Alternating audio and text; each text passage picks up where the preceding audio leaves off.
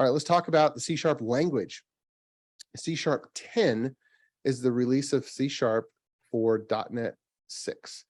And the plan for Microsoft is to release a new major version of C# every year along with the release of the new version of .NET. This has not always been the case, but now Mads Torgerson and Kathleen Dollard and the people leading the C# team have kind of gotten on that cadence.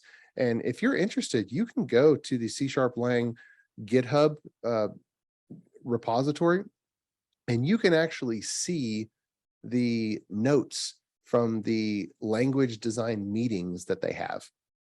And for instance, the checking for arguments is null. That doesn't look like it's going to make it for the next version of C#. You can literally see the discussion that led up to the objections or the cases that would prove problematic for that type of language feature, and why the team needed more time to figure out the right syntax for that type of feature for checking if arguments are null. Because everybody knows there's tons of if statements that check if an argument is null, and if so do an assert, throw an exception or whatnot.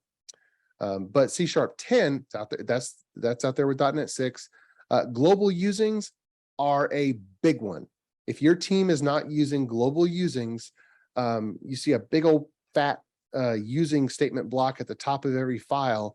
That goes away. That shrinks your code files. And I'm not saying it goes away, but it probably shrinks by 80% just on a normal basis.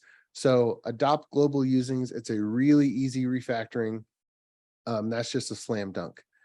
The various different project types also offer implicit usings so that you don't need to type them anywhere based on the SDK that's used for a particular CS proj type. You'll just get some kind of implicit usings that are kind of behind the scenes added to global usings automatically.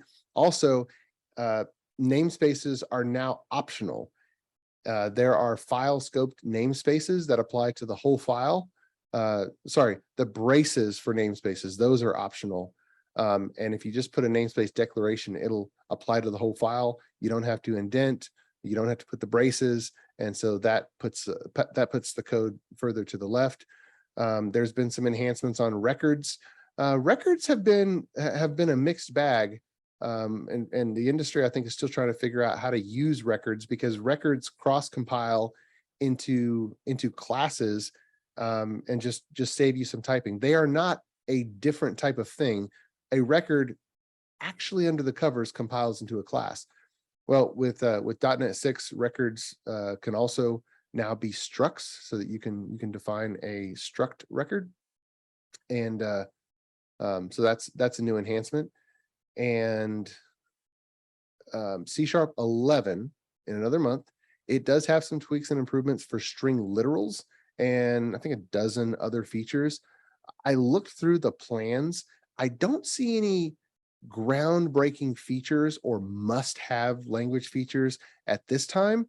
And so don't think that you need to hurry up and get on C# 11 because you're going to be missing out on a bunch of stuff. I think it's more of an incremental language release, whereas the C# 10 that came out with .NET 6 was a lot more impactful.